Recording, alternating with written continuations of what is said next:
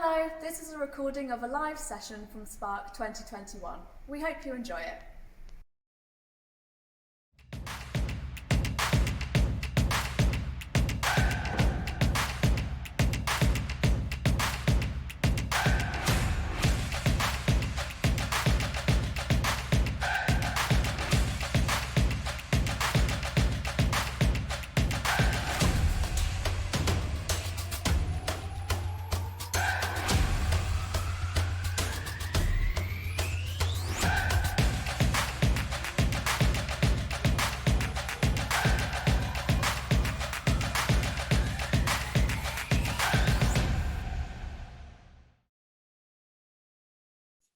Hello and welcome to our first afternoon session at Spark 2021, Diversity in the District. This will be chaired by Lara Ratnaraja, and that session is 1 hour long. There will be time for questions and answers at the end in the final 20 minutes or so, which you can ask through the Hoover app. So without further ado, I'll hand over to Lara.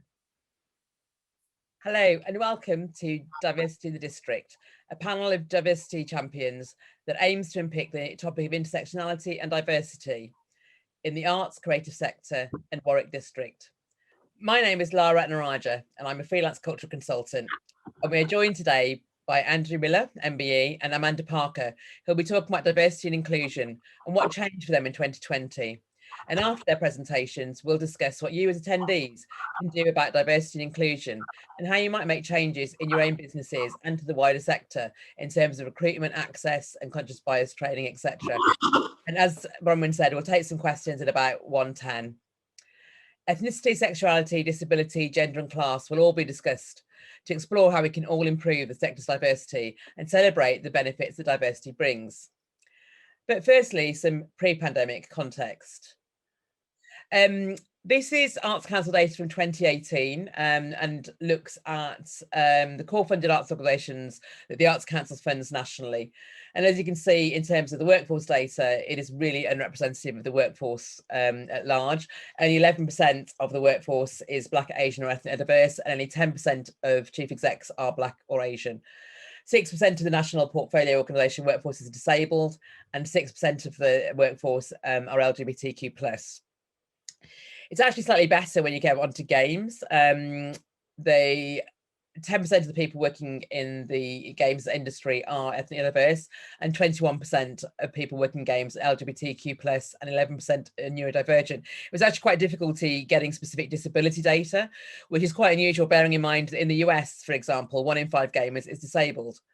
But as you can see, ethnic diversity is not represented at a senior level, and also there's a wider issue around socioeconomic backgrounds. Because diversity is more than just an affirmative action or a nice to have, it's a driver for change, for creativity, and to catalyse a transformative shift to reach global diverse audiences, all of whom have watched, consumed and played creative content during lockdown without the barriers to inclusion that we currently have in place. And this makes for a truly diverse workforce with a plurality of thought and input that brings. This is from McKinsey in 2018. And they talk about while social justice typically is the initial impetus behind diversity and inclusion, companies are increasingly beginning to regard inclusion and diversity as a source of competitive advantage, and specifically as a key enabler of growth, particularly when you're looking at global marketplaces. And in addition to that, and further to that, Black Lives Matter and decolonisation are central to new narratives on ethnic diversity and cultural representation. And the pandemic itself has highlighted the systemic and structural barriers to health and welfare and the disproportionate impact on disabled and children people, as well as Black and Asian people. So what did happen in 2020, which is sowing the seeds for change? Andrew and Amanda are going to talk us through what happened for them, starting with Andrew. Thank you very much, Lara, and good morning, everyone. Really pleased to be with you. I know the Warwick District extremely well. I spent 15 years living in Stratford-on-Avon, so I know Warwick and Leamington very well. We're going to spend the next 10 minutes unpacking what impact the pandemic has had on disabled people, how we in the cultural sector responded, and what now needs to change. Self-description: I'm a middle-aged white wheelchair user with glasses sitting in my studio in front of a bright orange blind. Throughout my career in broadcasting and the arts, I've generated lots of firsts. The first disabled this, the first wheelchair user that. This is quite a common experience for disabled people across the board, but it's not something that I take any pride or comfort in, because each first demonstrates just how far we as a society have yet to go in integrating the disabled experience into the mainstream. As disabled people, we are still perceived as somehow other. And that is what I've spent 30 plus years seeking to address, to democratize our national culture to a point where my participation is not something that is in any way unusual. This time last year, we were on the cusp of that. Sustained campaigning by the disability arts sector was finally being heard in the mainstream. We were seeing fantastic new technical innovations, like the National Theatre's smart caption glasses for audiences with hearing loss. We just learned for the first time that disabled people made up 12% of the national audience. That's a very sizable and valuable chunk. Disabled artists like Jess Tom and Francesca Martinez were about to open new productions in major venues in London. And Arts Council England had just launched Let's Create, a 10-year strategy that placed more emphasis on inclusion than ever before. And then COVID struck and everything stopped. Overnight, disabled people just disappeared. We retreated, some of us now for a full year. COVID medicalized us once again. And after the shock wore off, disabled people began to feel badly overlooked, despite being at the greatest clinical risk and accounting for 2/3 of all coronavirus deaths in the UK. The risks to us have been frighteningly magnified with the loss of many disabled artists and creative leaders. Realizing the huge threat to all the inclusive progress made in the cultural industries, Grey Eye Theatre Company artistic director Jenny Seeley and I started the We Shall Not Be Removed campaign in May 2020. We were both concerned about the invisibility of disabled people in the national COVID narrative, and very directly the lack of access made available as we all went online. So we brought together an alliance of disabled-led and inclusive organizations, as well as individual freelancers, to work together throughout the emergency. The aims of the campaign are to raise the profile of creative deaf, disabled, and neurodiverse people during the pandemic, and to advocate for a more inclusive recovery. Whilst our founding group contained around 20 concerned leaders, the Alliance now has over 700 members from across all art forms, all impairment groups, and from across all 4 UK nations. And this represents the biggest disability arts movement since the 1980s. Activism to highlight inequalities in our sector has brought to the fore the voices of those with the most to lose as the industry unravels: creative freelancers, Black and Asian workers, and disabled artists and audiences. So what did we do? The very act of our forming sent a signal across the sector, and it was warmly welcomed. But that was the easy bit. We then had to work out a campaign. Quickly setting up a forum on Slack, a strategy emerged to respond to rapidly changing circumstances. We issued an open letter to all 4 UK culture ministers on the 9th of June, demanding safeguards to protect the future of disability arts as a consequence of the pandemic, signed by over 150 disabled artists and cultural leaders, including Dame Evelyn Glennie and actor Matt Fraser. 10 days later, we delivered a social media roar, sharing the resilience and rich tapestry of disabled people's art online, reaching a global audience through 17,000 posts on Twitter, making our hashtag #EndAbleism trend at number 3 in the UK, a first for disability arts. Focusing then on developing our community and creating appropriate access for everyone, we were able to access strategic funding from the English and Welsh Arts Councils to cover the high costs of that access. This also enabled us to influence arts funding policy changes in England and Wales, particularly around ableism, which I'll discuss more shortly, alongside the race issues highlighted by Black Lives Matter. We used influential industry and parliamentary platforms to promote the campaign, For example, designing an inclusive recovery at the Edinburgh Fringe Festival. And I submitted evidence to the DCMS Parliamentary Select Committee, which was heavily quoted in their report, which censured the government for the delay in additional support for the arts. We partnered with Indigo Consulting to ensure disabled audiences were captured in After the Interval Act 2, a survey which found there was a massive loss of confidence in disabled audiences attending mass gatherings, way beyond the level demonstrated by non-disabled audiences. In September, we published the 7 Inclusive Principles as a response to the lack of disability-specific reopening guidance by the UK government. The 7 Principles document offers resources and practical support to the arts, museums and film sectors, and were quickly endorsed by the 4 UK arts councils, the BFI, British Council, and leading support bodies such as UK Theatre, the ABO and the Museums Association. We've also inspired others.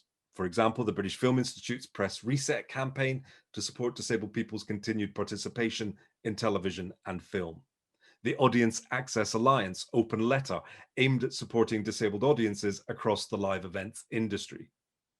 The 7 Principles have also been published and adopted on the other side of the globe by Arts Access Australia.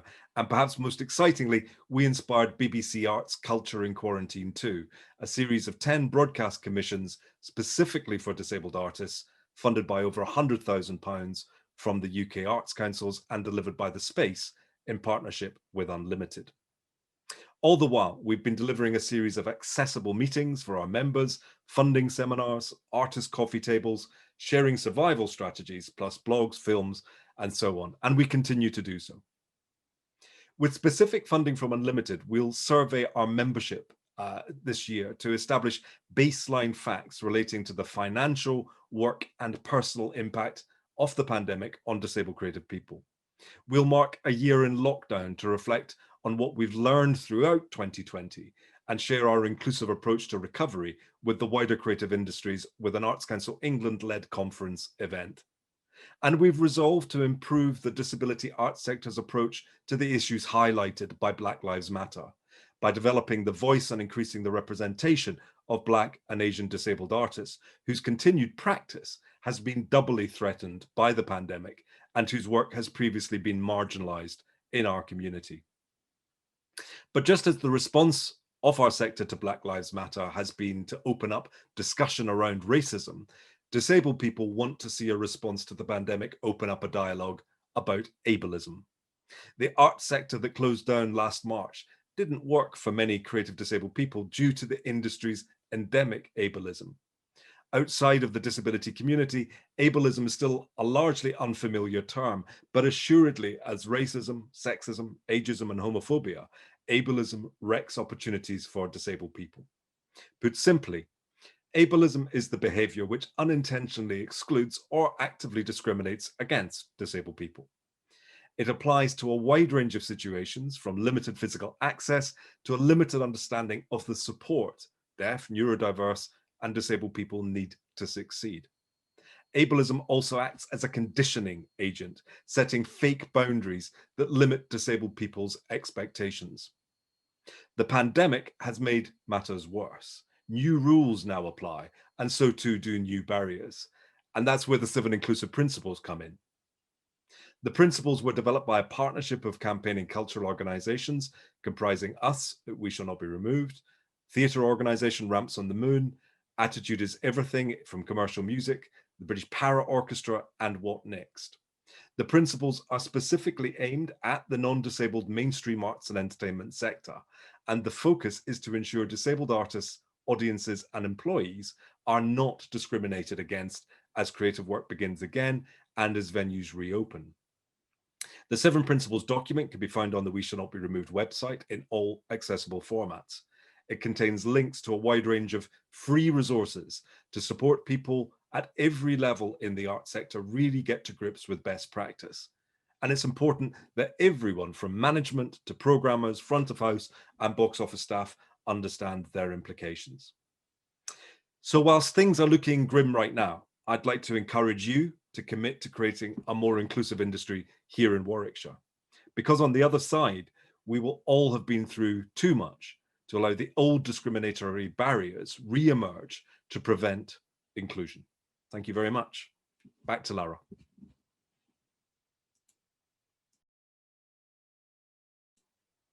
Lara, you're muted.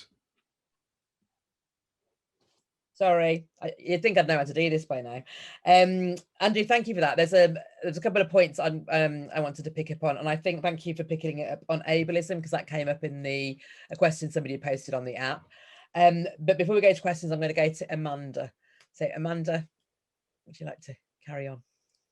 Hi, thank you so much. Thank you, Warwick, for having me. And brief audio description. I am a Black woman wearing a light blue top, sitting against a grey background, which basically on reflection makes me look like a floating head. So if I'd thought again, I'd have designed a bit of a better look, but that's where we are. So yes, what happened last year and what's happened since? What a year. The context of George Floyd's murder sits against a background of ongoing systemic and economic disadvantage experienced by those who experience racism. George Floyd's murder also sits for the arts sector against a background of underrepresentation and marginalization in the arts. You've seen some of the statistics already, so I won't bore you. I will reflect on a couple more. Freelancers, ethnically diverse workers tend to be freelance more often than staff. They are 3 times more likely to be rejected for funding applications at the first hurdle, 3 times more likely to be rejected. There are very few leaders, as you saw in the stats, and yet we comprise 12% of the sector.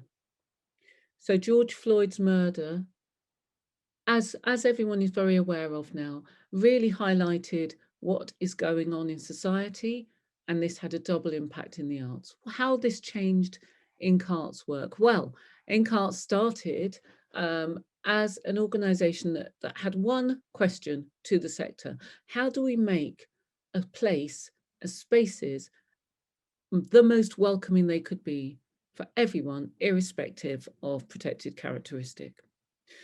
And when George Floyd's murder and the rise of interest in Black Lives Matter really hit home, we had to turn around sharpish, because we very quickly saw the shock, the pain, the horror, not just felt by those with lived experience of racism, but by everybody in the sector, reeling from shock and horror that this could happen, but also asking what can be done.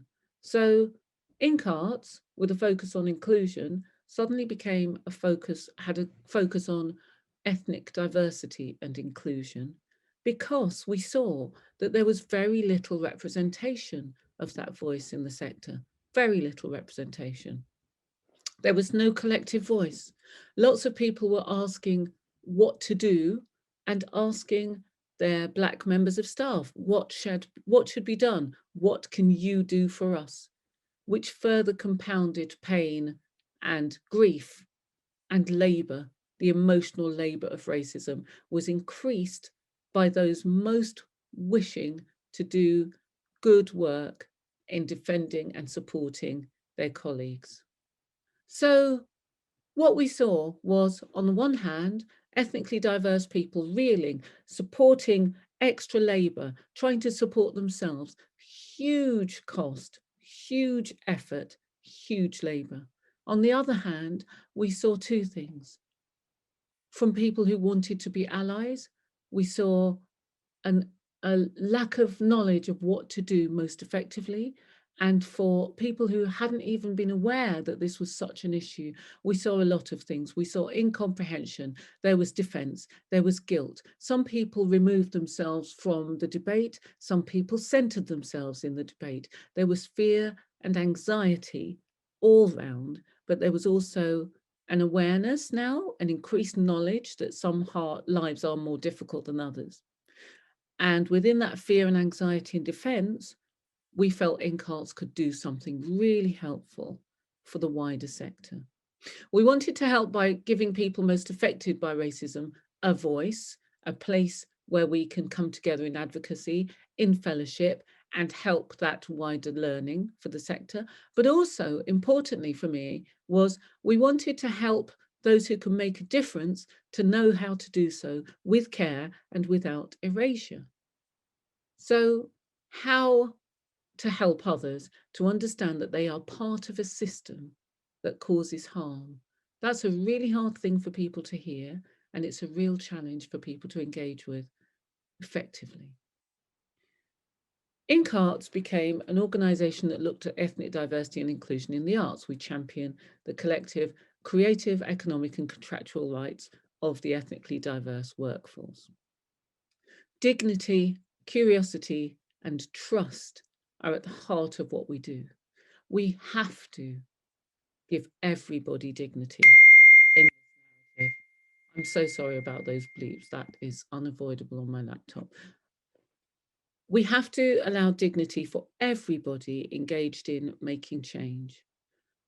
We understand that a lack of knowledge and a lack of awareness can cause issues on both sides, and we work with that. So what we did was we move people through understanding to action.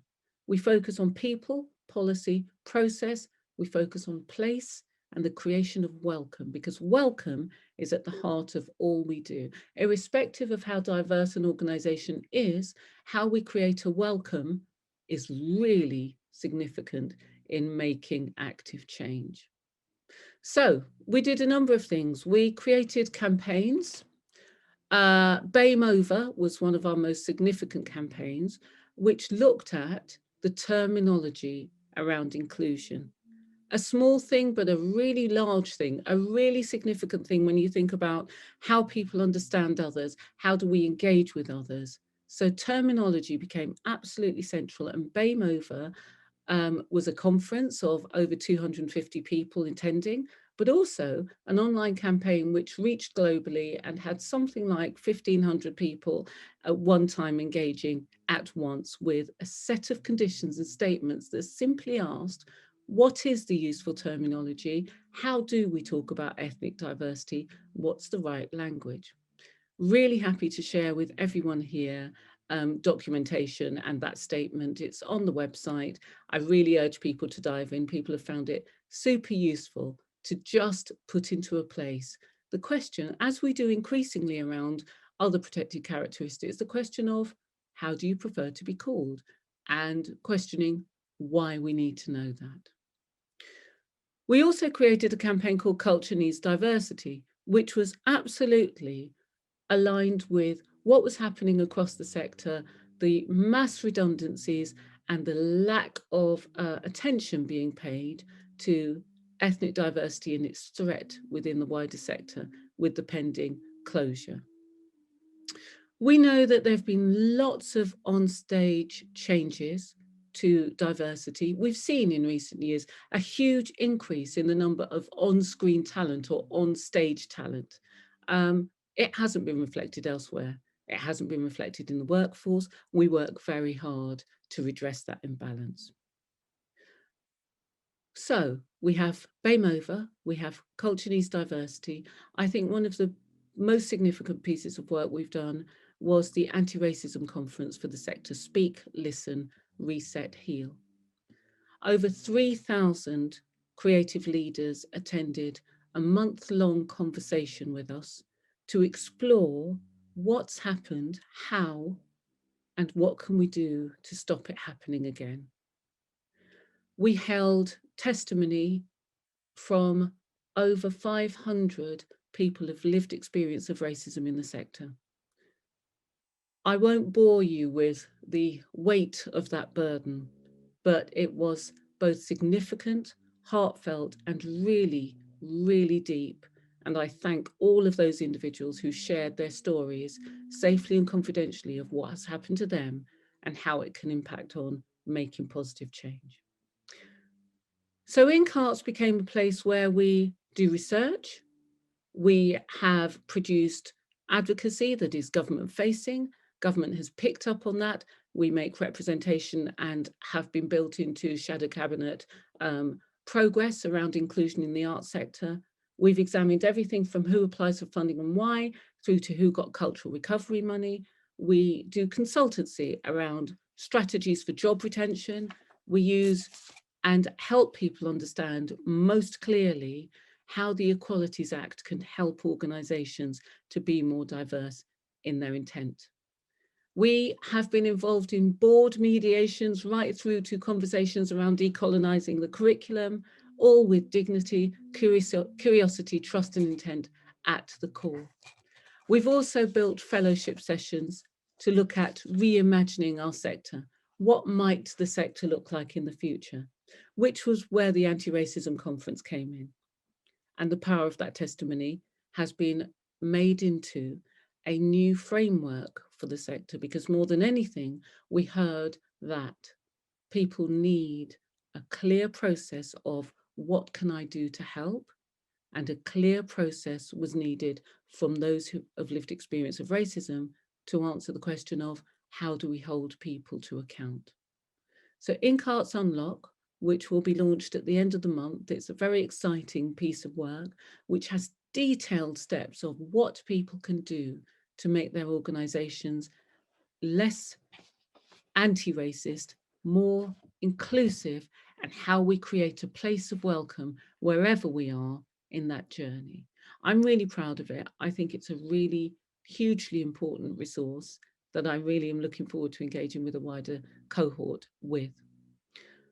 And finally, I read today, the elevator to change is out of order today. You're going to have to take it one step at a time. I loved that because it is a step-by-step process, and it brings me to my point about intent. Often I hear a conversation about, I didn't mean to, I had no awareness of, and we in Ink Arts are very clear on saying intent, when we come into a space together, we trust your good intent, but that cannot be centered in an explanation of what's happened and why. So that is why we are starting a series of conversations about deeper dive, a wider conversation with the wider sector to take in a useful and supportive place all of those questions, all of those anxieties, all of that uncertainty, for us to work through together what causes least harm and what makes most positive change. So I'm really excited about what the future holds. I know that last year has been like no other. It has started a conversation. It has shifted the dial. And I really invite everybody to let's stay on it. Let's stay forward moving. Thank you.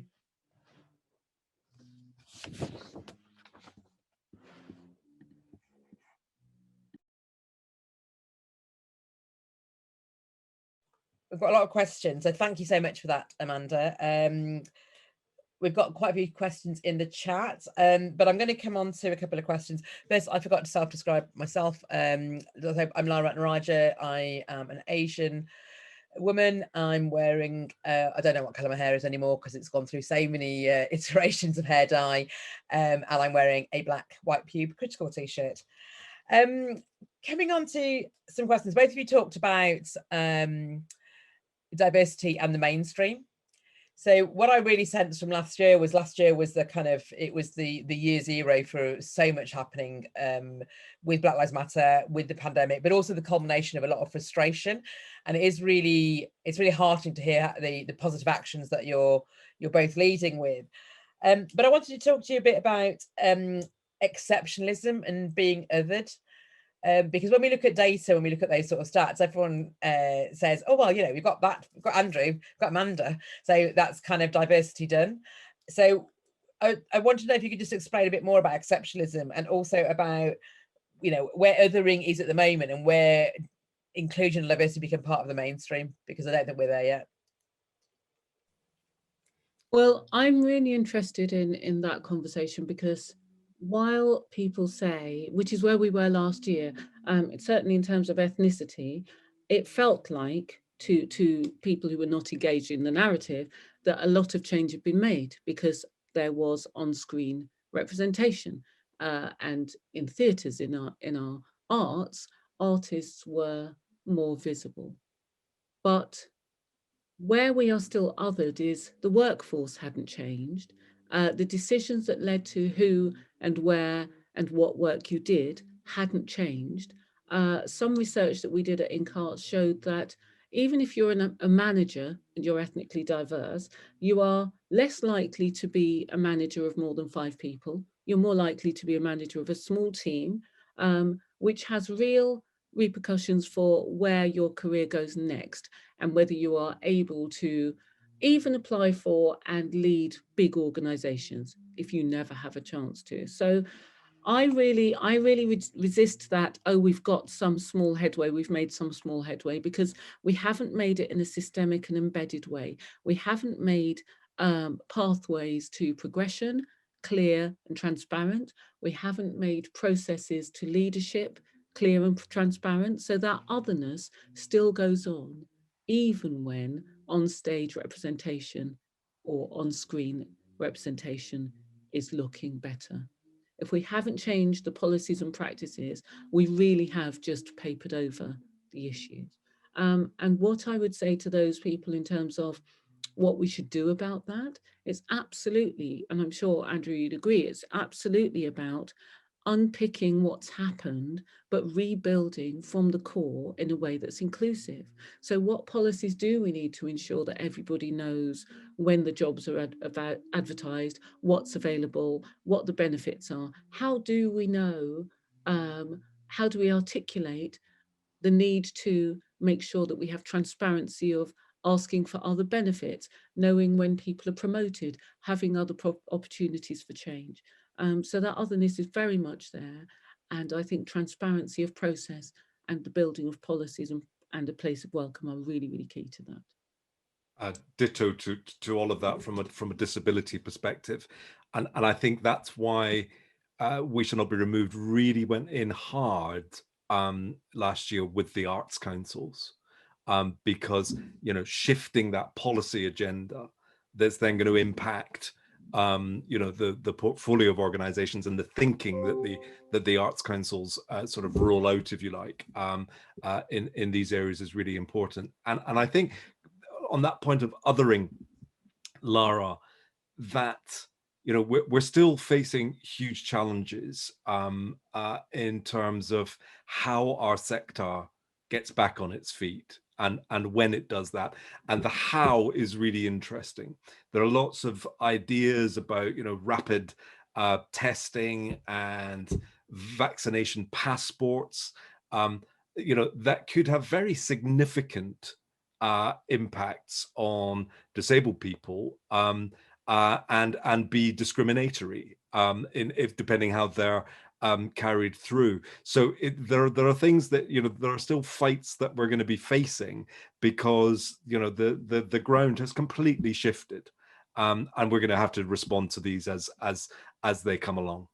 And I'd go even further. I mean, in terms of redundancies, we realized very early on that the people most likely to be made redundant were also a huge intersection with ethnic diversity and disability. All the changes, as Andrew mentioned, that had taken place to make the sector more inclusive had taken place in areas that were either early in your career or in public-facing roles where diversity was needed, schools and outreach or other roles. Public-facing roles, which meant that when it came to redundancies, those roles were most in jeopardy because they weren't in leadership positions, they weren't in senior management positions. So we were already excluded from an effective recovery because we were already written out of who was in the sector to recover with, which is a really, really worrying place to be, that even as we talk about a new recovery, we have to start to talk about what does the sector look like? We're now less diverse than we were because we've got rid of where diversity was. And some of those issues are about the systemic inequity in that Black and Asian staff tend to be at entry-level posts and client-facing. They tend not to be at senior level, so it just perpetuates it. So there's a question that actually somebody's asked in the on the app about how and why do we change working methods to be more inclusive in our arts organisations? Because when we are talking about recovery, and I'm very uncomfortable about the word recovery as well, because it's just smacks slightly of let's go back to how things were before, which, as we pointed out, were full of inequity.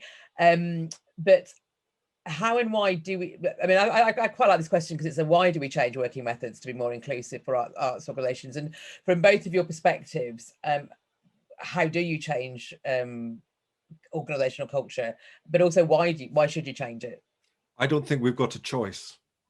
You know, we're talking here as if we've got some kind of choice about how we recover and change. I just don't think we're going to have one. It's going to, you know, we're going to see massive shifts. We're not going to be able to return to where we were last March. It's, you know, going to be fundamentally different how we all individually interact with each other, and how we interact with each other when we're in large groups, in a gallery or in a theatre. We're not going to have the power of that choice, I fear. But help is at hand, certainly in terms of disability, because I think the 7 inclusive principles are really going to be helpful in terms of you know, how to support organizations, because we've got, you know, clearly the legal requirements of the Equality Act for organizations to make reasonable adjustment to ensure that there is no discrimination. I think everybody does have a role in understanding and combating ableism in exactly the same way as Amanda is talking about with racism. I think there is a responsibility, particularly for publicly funded organizations, to do that. But also I think organizations are going to need to provide very clear and accurate and comprehensive information around the changes that they are making to ensure that their services are COVID secure, and engage with disabled people in developing those. Thank you. And I'd question the why do we need to change as well, hopefully respectfully. I mean, on the one hand, I want to go, well, why the hell not? Why shouldn't we change? Because clearly it's been inequitable all the way so far. I often joke and say, you know, not everybody can be the mousetrap in the mousetrap, but even the mousetrap has diversity within it, because they have 4 different endings, I discovered the other day. So, you know, even the thing that you think is the most long-running, potentially kind of, you know, normative in terms of what the sector's doing, mainstream offer, predominantly white offer, even that has already gone, mate, we can't just continue like this. We have to make something different, inclusive, speak to others. I would question the why, but I'd also speak to the how, because frankly, inclusion is a human right. It's not a political right. It's about who you harm, how you harm them, and what you should or shouldn't be doing around that harm. It's a human right to have equal access to engagement, work, employment, shelter, etc. It really does sit within human right. And if I think about how we do it, there are 2 things that all Human Rights Act talks to, and it's about accountability and it's about care. How do we go about in our worlds with care for others? That's really a principle of human rights activism. How do we make systems and processes accountable so that we know who's doing what, who is affected, where and how? That's also a principle of all of our rights. So I really question when people say, why do we need to do this? Because I don't think it's a binary choice. It's not either be inclusive or do artwork. It's one and the same. You know, to do good work, whatever it might be, you should do it with care, and you should do it with clear processes. It should be really clear who benefits, why, how, what it's for. Well, I think it's interesting because the one thing, if you look at any data, whether what people consumed in terms of culture online, what they were watching on TV, on Netflix, on Amazon Prime, what games people were playing, actually the level of inclusion and diversity online in certain formats shows you that those audiences have been there all the time, but they just didn't feel welcome in buildings. So, you know, I think that's that kind of, so if you look at the McKinsey aspect of it, actually commercially, diversity in a global marketplace is absolutely essential anyway. I just want to speak about, actually, Andrew, just you've talked about the 7 inclusive principles. Can you just go into a bit more detail about what those are? Yeah, sure. As I say, the Equality Act, you know, observing the Equality Act is number one. That has to be, you know, what all organizations adhere to. As I say, that understanding of ableism and the social model of disability is really important. And the consultation with disabled people when you're putting together measures and changes, particularly when they impact on disabled people. And there's a phrase, the rallying cry of the old disability arts movement, nothing about us without us. That's still really important. And it's amazing how often, you know, disability strategies or plans are created without the input of disabled people. The clarity around information about COVID measures, making sure that they're made available in accessible formats is really important, and that organizations can be prepared to adapt to specific inquiries or requests from disabled individuals, because almost certainly you will get them. I think also the customer journey for disabled audiences, particularly for venues, are going to have to be thoroughly remapped, ensuring that they don't pose any onerous or unreasonable requirements of disabled people, ensuring that, you know, thinking through things like queuing, accessible seatings, hygienic facilities, free companion tickets, those sort of things. For producing organizations, the engagement of disabled artists is going to be critical in all new work when we're able to reopen. The UK is a global leader in disability arts, and it's really important that that's maintained and protected beyond the pandemic. And finally, celebrating disability within the workforce, ensuring that disabled people and representation are considered when redundancy is being made, because what Amanda referenced earlier on, we absolutely know is the case, anecdotally, that disabled people, Black and Asian people, are going to be the first to be made redundant in this sector. And, you know, the Arts Council will be publishing the equality data for 1920, probably in the next couple of weeks. And we know that that will demonstrate the high watermark of employment in terms of underrepresented groups, because we know from that point of 2021, it's going to fall off the edge of a cliff. And we're going to have to find a way of building back to that, because, you know, we can't allow that progress that was made on all fronts in terms of all underrepresented groups be lost.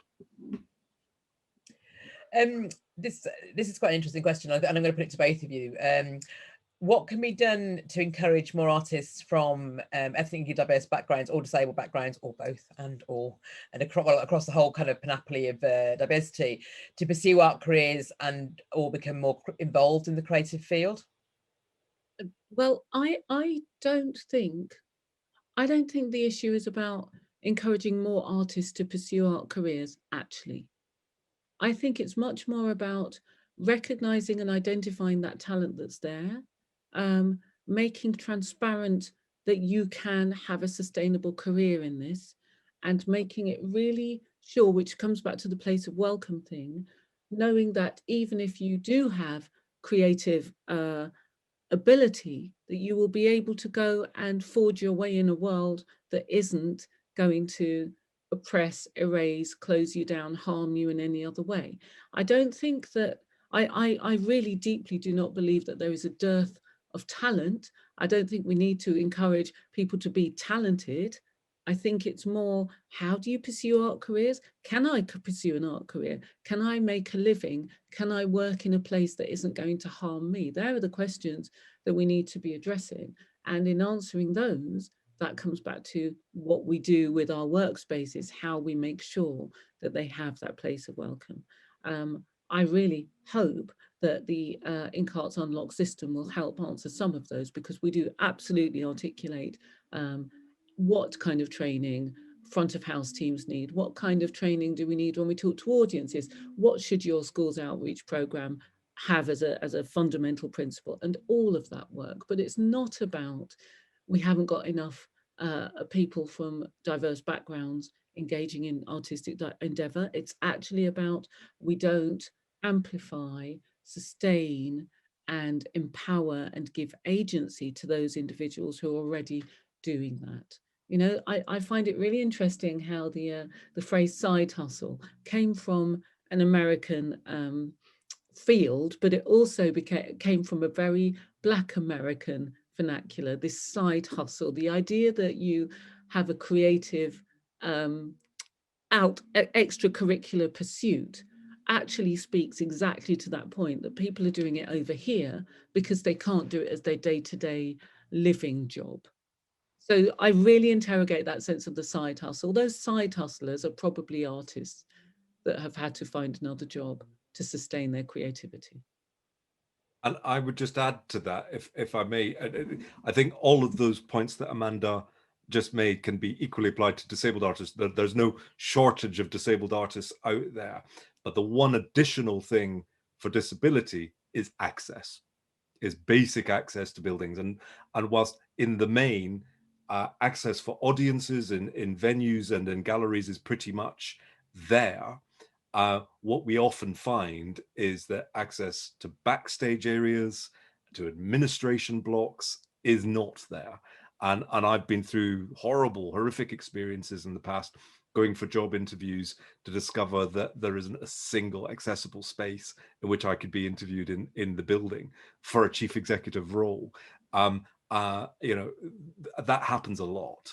And, you know, I've had to operate in buildings where they've had to do a capital program before I could get me in the back door, or sorry, the front door of the administration block. So these things are still issues to be resolved. The arts estate, the cultural estate, still has a lot of inaccessible areas. Yeah, I'd probably flip that question and say what could be done to encourage artists that are from ethnically diverse backgrounds or disabled from leaving the sector, actually, because there's probably more people leaving, and for all of the reasons that you're given, is it's not an inclusive space to be in. There's another question, well, comment, very insightful knowledge. I think that's for both of you.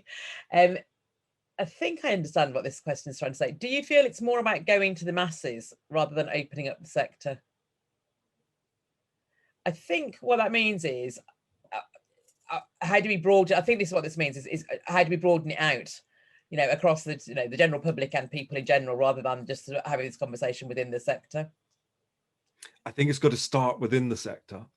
The sector's really got to get its head around this, as indeed it started, you know, through Black Lives Matter and INCARTS and We Should Not Be Removed. These conversations are happening now, and they're moving with speed. We've seen, you know, policies being changed to adapt. We've seen organizations directly responding to this. So inevitably, it's a conversation that's happening without the broader public or audience involved at this stage. I think it does need to go out there, and it does need to engage audiences, because audiences will need to, when we are able to reopen, audiences will need to understand the changes that hopefully we are seeing, not only within organizations, but also on stages in terms of who's being commissioned to undertake work. You know, so audiences need to come on that journey as well. And I think it would be a mistake for us to think that we're all on the same page on these issues.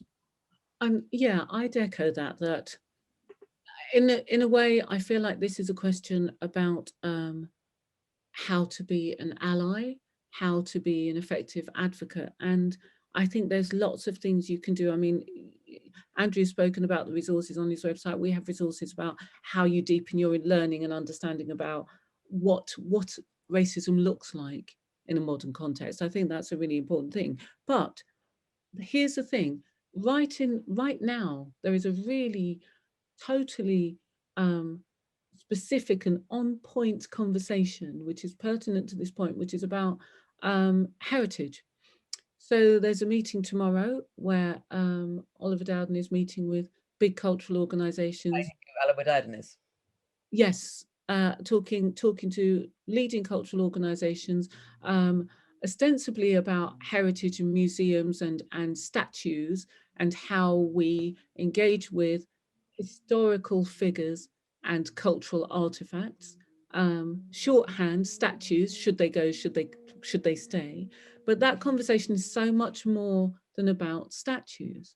And when you think about the wider arts culture beyond heritage, what's our role in that? Our role is to say, talking about racism, taking an active stance against racism is not a party political issue.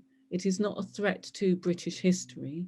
And we believe that there is a place for a dialogue around racism that is effective and inclusive. That's something that the public can do. That's something that the wider arts sector can do, irrespective of whether you work for the Tate or whether you work for a live music venue. You can absolutely pile into that conversation that says, hang about, since when is it anti-political to be anti-racist? Since when is that a binary issue to kind of have political engagement or be anti-racist? It's erroneous, and I think there is a space to have. So I feel like this conversation that's going on about culture, statues, heritage, is one that the masses, in answer to this question, is one that absolutely should have engagement with, should have clarity of, and should be insisting, whether it's to your local MP or to wider government or to your local library, actually, we do want to have a conversation about those statues. We do want to have a conversation that talks about who sits behind the art as well as what is the art. I think there is room for that. And that contested heritage discussion is a really important one, and I think it will have long-term impact, certainly for the duration of this government. And there's some very worrying elements of that too. I mean, I'd have thought if the Daily Telegraph was listening to this conversation, Amanda and I would be crowned the king and queen of woke, in their context. But there is a job, there is a responsibility, I think, on us all to bring the audience with us on a lot of this, because I think there will be a substantial section of the audience who won't get what we're talking about at the moment. Yeah. Just to explain, sorry, for those in the audience, Oliver Dowden, the Culture Secretary, is meeting with 25 cultural funders, including National Trust, English Heritage, Historic England, and that is particularly to look at examples such as Clay the Countryside, which the National Trust is looking at in terms of the history of slavery in this country through heritage. And it's felt at a government level that these things should not be funded, which is a very dangerous precedent to set. We've also had this discussion about LGBTQ plus history within this country. Interestingly, it's like that people don't want to have the truth told when these are real. These stories are out there, by the way. They're not like they were hidden, they were just unheard. So that's, I suppose, where we're coming from at the moment, and where it's really interesting that this seems to have been a coda to a very active conversation around disability, discrimination, racism, anti-racism, and then we seem to be back on statues again, and the whole thing around woke culture. So I think some people think that's a distraction. I think it's probably much more important than, and it's one to keep an eye on, especially if you work in the creative and cultural sector. And one to keep an eye on, even if you don't, and if you value the arts and what it does, and what it can question and what it's not allowed to. If you really value what Britain is so great at, which is amplifying diversity and difference and imagination, if you really value that, then I think there isn't any conflict at all in also welcoming spaces and dialogues that question what's happened in the past, without it becoming a closing down. I think the closing down of any discussion is really dangerous. And any member of the public should question what conversations are being closed down and where. And whilst there are plenty of statues of slave traders around the UK and other people that look like those slave traders, there are not many statues, if any, of people that look like Lara, Amanda, or I. We should have statues. I was just going to say, we could have one statue with all of us. That would be Yes. Warwick, where's our statue? I'm just going to finish up actually on something, I suppose, kind of more positively, looking at what are your thoughts on intersectional representation, because we've had a particular focus on ethnicity and disability, but also I think class is one of the, especially within Warwick, I think that's a real issue around inclusion, socioeconomic background, LGBTQI plus. So what's your kind of thinking, and where do you think we can go in terms of making the sector far more representative in terms of inclusion and then intersectional diversity?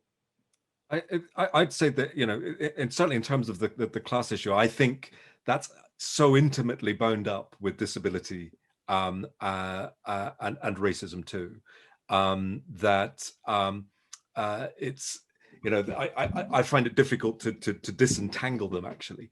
But I think also in terms of the LGBT issue, I think so many of us occupy an invisible intersection, it's a major issue certainly for us, and we shall not be removed. We've got an LGBT group. I'd say there's a focus of our work really looking into how we can address the issues of racism in our sector in the past.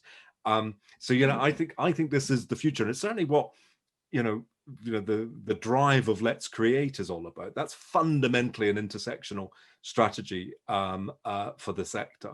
So I see our future as completely intersectional. And certainly at IncArts, we talk about our work as looking at intersectionality through the prism of ethnicity. We are totally mindful and always supportive of and inclusive of intersectional narratives, because at the core of what we do, as I said, it's about dignity, but it's also about authenticity. How are you allowed the welcome of your full authentic self in a space, irrespective of what that full authentic self is? So for me, it's about the welcome you create, what you do, how you progress people, how you retain people. That's an intersectional question. And it's about the accountability. How and who do you measure in that space? How and who do you support? I think at the core of all of this, I'd really like people to start out from a place where you say to individuals, how can I make this place work best for you? And if we start from that, we absolutely have an intersectional approach, because it could be I work remotely because I can't actually afford to travel every day. Or it might be I need to rest between the hours of 3 and 5 because that works for me. So I think intersectionality is absolutely at the core of all we do when we create an effective welcome, and when we as employers start from a place of what can I do that makes it work for you. And I think it's really interesting that nearly everything Amanda and I have talked about today could be flipped, between disability and between race issues, and also some LGBT as well, and class-based issues. We have much more in common than often we realize. Yeah. And any kind of final thoughts?